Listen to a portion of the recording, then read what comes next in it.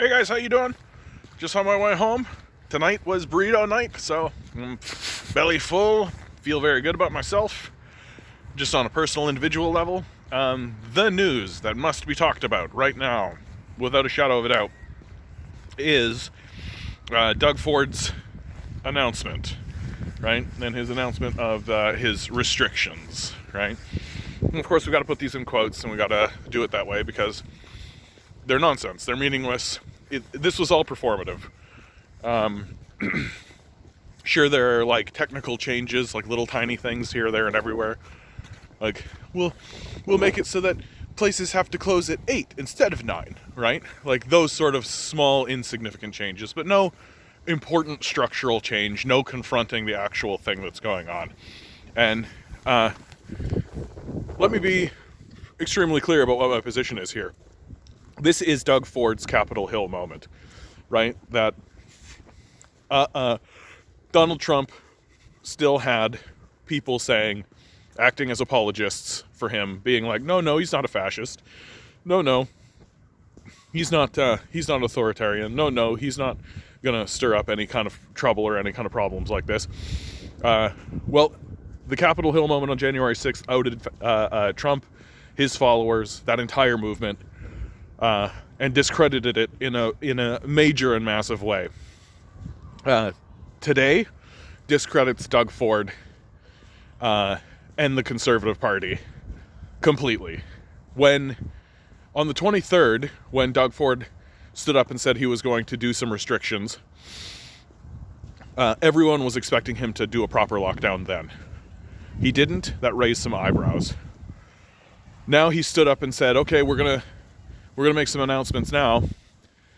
Everyone was not expecting is the wrong word, but everybody knew that what should be done is a lockdown. Everybody knew. And he's announced nothing. Fundamentally nothing. Business as usual, everybody go to work. It's totally fine. So this is the moment when I think I can say with clarity that we have stumbled into fascist territory. Because it's certainly, they're certainly not conservatives, right? The conservatives I know and the conservatives I speak to value human life. They don't want to put people at risk. Sure, they want to make sure the economy is okay and all of that kind of stuff, but not at the cost of human life. And it has to be stated, right? The modeling data got released today. We're racing towards 10,000 cases daily, right? 10,000 cases daily. We are already overwhelmed. Our ICUs are already overwhelmed. Our doctors are already overwhelmed with the 4,000 daily cases we have to deal with. And now we're telling them, okay, now let's double that and then some. And Doug Ford stands up after having seen this data a full 5 days before everybody else. Doug Ford stands up and his, whoa, we're all round the clock. We're all working round the clock here, and I'm gonna be an 800-pound gorilla on and literally the legislation and the restrictions they're putting in place are nothing important, nothing that matters, because fundamentally we know what's going on, right? We understand how this virus is spreading, and we're pretending like we don't. It's very, very obvious, everyone. Workers wake up, they get on the TTC, they go to work, they mill about with other people who have come from other places on the TTC, they serve a bunch of strangers their coffees, their foodstuffs, their toys, their electronics, whatever you think it is. And then they get back on the TTC and they go home. What do you think is happening? How do you think this thing is spreading?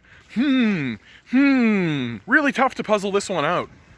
What's needed and what's necessary beyond the shadow of a doubt. No, and no bullshit, no pretending. We need a full-scale lockdown. Even 2 weeks would be something. It would actually get something done. But the Ford administration has actively chosen not to do what is obvious and what must be done. And for this reason, I think we can safely categorize this administration as a fascist administration. They are singling out a class of people, the working class, the most disenfranchised and the poorest people in the province, and they are telling those people, you have to go risk your lives, spread a deadly virus around so that I can get my Tim Hortons while I work from home. And in some cases, like we know, like the long-term care homes, they're the number one vector, right? They're the number one place where it's spreading. And we know it's because the people who go and work in these homes, you know where they live? You know where they live?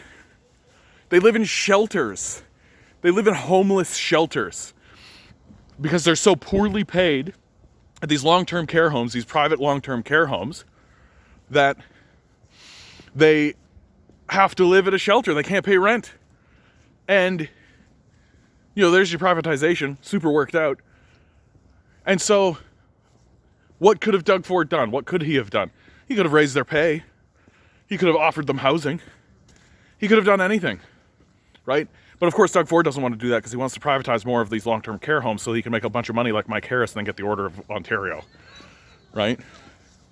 You don't need more evidence to see that our system is flawed and fractured and doesn't work than the idea that Mike Harris gets the Order of Ontario. It's an embarrassment. It's completely embarrassing. But, I mean, right in line with how we operate as a species. Where we gave Obama the Peace Prize. He started 5 wars and started a drone program. Yeah, Peace Prize. Huh. So we are looking at an assault against the working class. That's what this boils down to.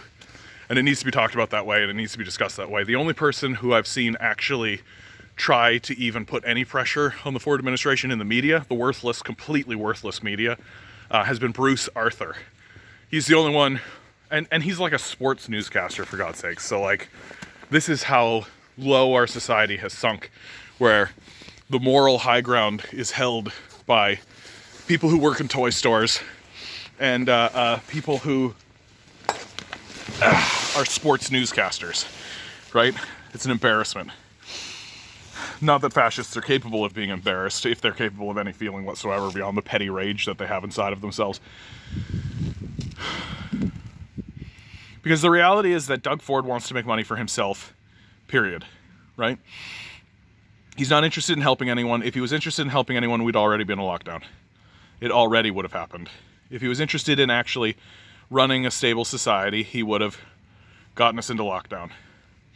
But that makes less money for his billionaire buddies, right? And they're sociopaths who do no work and are worthless, right? So fundamentally, they just get into their little boys club. They make little deals amongst themselves. And they go, yeah, and if some of those people die, that's fine. Who cares? Right? Who cares? Unbelievable. Like, it's absolutely unbelievable to be abandoned like this. And that's exactly what I consider it. I consider it a full-scale abandonment. Which to me makes the Conservative Party completely unelectable. I think if you support the Conservative Party, go fuck yourself. For real. I think you're evil. Like, I don't think you're dumb. I think you're evil. And and this just really supports what I've always said, right? All of the shares that exist in our society need to be transferred from the capitalist class to the working class. And the capitalists need to be taxed out of existence. And we're done. Capitalists are sociopaths. They are worthless. They add nothing to the society. They risk our lives. They lie to us on the regular.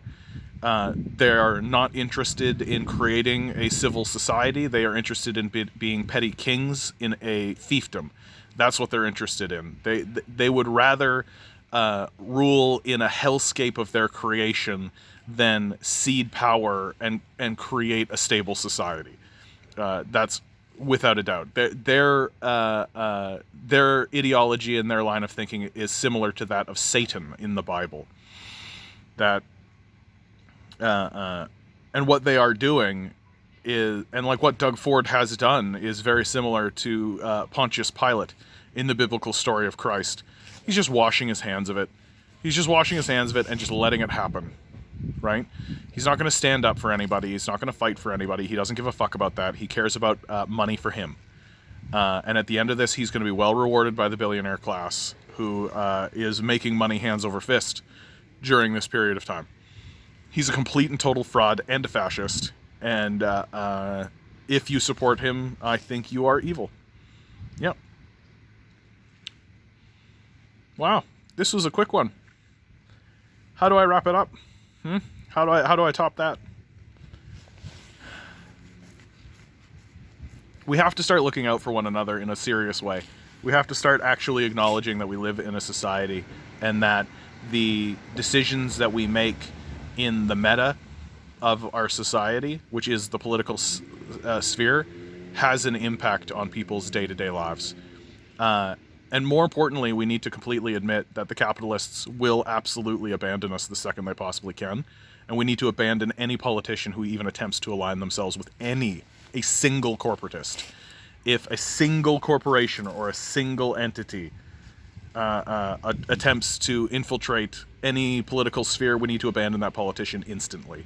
And it needs to be like that, because capitalists and their corporate subsidies and their subsidiaries are demons. They're evil. They can't be trusted at all. Like, at all. They literally are lying to you when and you know they're lying to you because they're talking to you.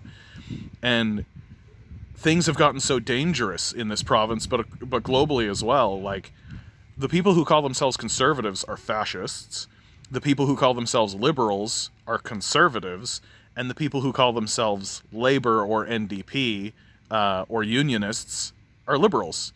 And there is no leftists anymore. The leftists are gone.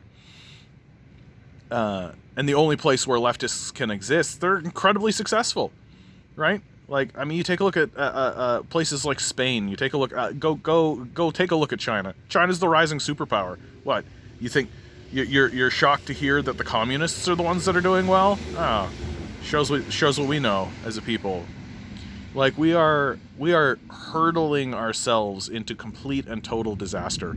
And the way that Doug Ford is acting right now, the way that the liberals are acting, by the way, which, note their complete and total inaction in the middle of this. Note that they're not putting pressure on Doug Ford. Note that they're not speaking up. Note that they're not saying anything. Note that they're not doing anything. They're not releasing any new programs. They're not releasing any new supports. They're not putting any pressure on any of the provinces whatsoever. They're just stepping back and watching it happen.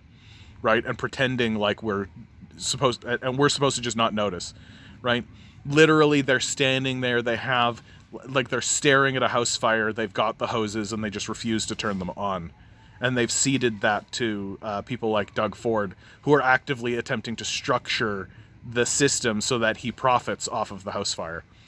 Like, and we're just gullible, and we're just stupidly allowing it to happen while these two obviously allied forces work to destroy us. It's stunning, it's startling, and we should definitely stop. Like, we should definitely stop. Support literally anybody else. Anybody who's going to stand up and say they're a conservative or a liberal should be completely abandoned. Like, totally abandoned. We shouldn't tolerate this in our society whatsoever. And genuinely, like, and I mean this from the bottom of my heart, if I find out that you vote conservative or liberal, I just don't take you seriously as a person anymore. Like, you're certainly not my ally. You're certainly not interested in me, right? You're interested in putting a boot on my face and planting it on the ground and telling me to go make your fucking latte. That's what you're interested in. All right, this is actually the end of me now. Like, share, subscribe, guys. If you made it to the end of this and you're not subscribed, subscribe.